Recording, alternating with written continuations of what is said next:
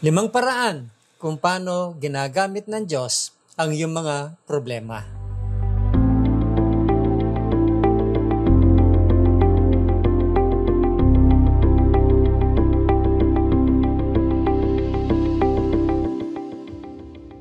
Kamusta po kayo? Pastor Arnold po. Ang buhay ay puno ng mga pagkakataon kailangan mong lutasin ang mga problema. Ang mga problemang hinaharap mo, maaaring talunin ka o hubugin ka. Depende kung paano ka tutugon. Kadalasan, kapag may dumadating na problema, agad tayong nagre-react, nagagalit, natatakot, o nagrereklamo. Hindi na natin naiisip na baka may layunin pala ang Diyos sa mga ito. Dahil dito, hindi natin nakikita kung paano gustong gamitin ng Diyos ang mga problema para sa ikabubuti natin. Narito ang 5 paraan kung paano ginagamit ng Diyos ang mga problema sa buhay natin. O 5 ways God uses yung problems natin. Sana sa susunod na dumaan ka sa hirap, maalala mo ito at makita mo ang kilos ng Diyos sa gitna ng pagsubok. Una, God uses problems to direct you. Ginagamit ng Diyos ang mga problema para ituwid ka. Minsan, hinahayaan ng Diyos na makaranas tayo ng problema para lang gumalaw tayo. Parang sinisindihan niya tayo ng apoy sa ilalim para magising at gumalaw. Ang problema ay pwedeng magtulak sa iyo sa bagong direksyon at mag-udyok sa iyo na magbago. Baka nga sinusubukan ng Diyos na kunin ang atensyon mo. Sometimes it takes a painful experience to make us change our ways. Sabi po yan sa Proverbs 20 verse 30 ng Good News Translation. Pangalawa, God uses problems to inspect you. Ginagamit ng Diyos ang mga problema upang suriin tayo. Suriin ka.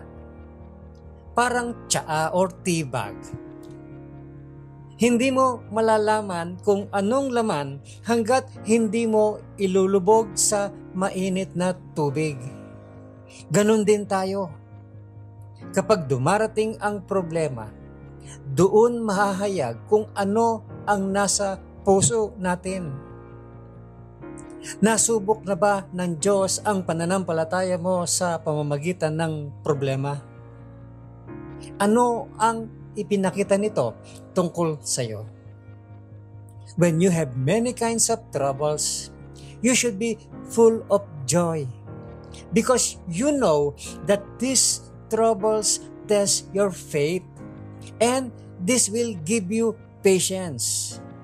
James chapter 1 verse 2 and 3 ng New Century Version.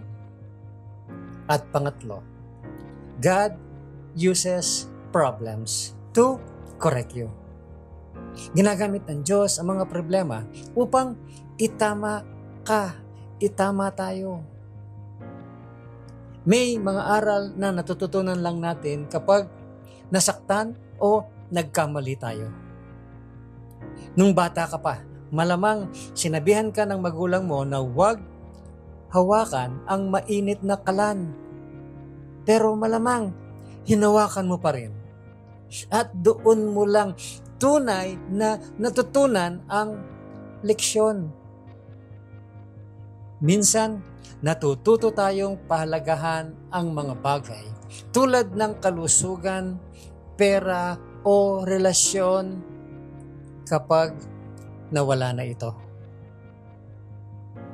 Sabi sa Psalm 119, "My suffering was good for me, for it taught me to pay attention to your decrees. Your instructions are more valuable to me than millions in gold and silver." Psalm 119 verses 71 at 72 ng New Living Translation. Pangapat, God uses problems to protect you. Ginagamit ng Diyos ang mga problema upang protektahan tayo. Minsan ang problema ay blessing in disguise, sapagkat inililigtas ka nito mula sa mas malalang kapahamakan. Ako'y may isang kaibigan na natanggal sa trabaho dahil tumanggi siyang gumawa ng hindi tama ayon sa gusto ng boss niya. Noong una, mukhang problema ang pagkakatanggal. Pero yun pala ang nagligtas sa kanya sa mas malaking gulo. Isang taon ang lumipas, nabunyag ang katiwalian ng boss niya at nalaman niyang muntik na pala siyang madamay. You intended to harm me, but God intended it for good. Genesis chapter 50 verse 20, New International Version. At ang panghuli, number 5, God uses problems to perfect you. Ginagamit ng Diyos ang mga problema para paghusayin ka. Ang tamang tugon sa mga problema ay nagpapalago sa ating ugali at karakter. Sabi sa Romans, we know that they help us develop endurance. And endurance develops strength of character.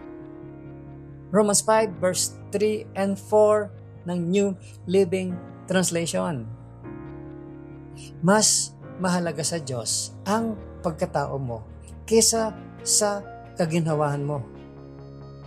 Sa totoo lang, ang relasyon mo sa Diyos at ang karakter mo, yan lang ang madadala mo sa langit. Think about this, my friend. What have the difficult times in your life revealed about yourself? Sa mga pinagdadaanan mong mahihirap na sitwasyon, ano ang natuklasan mo tungkol sa sarili mo? Pag-isipan mo yan.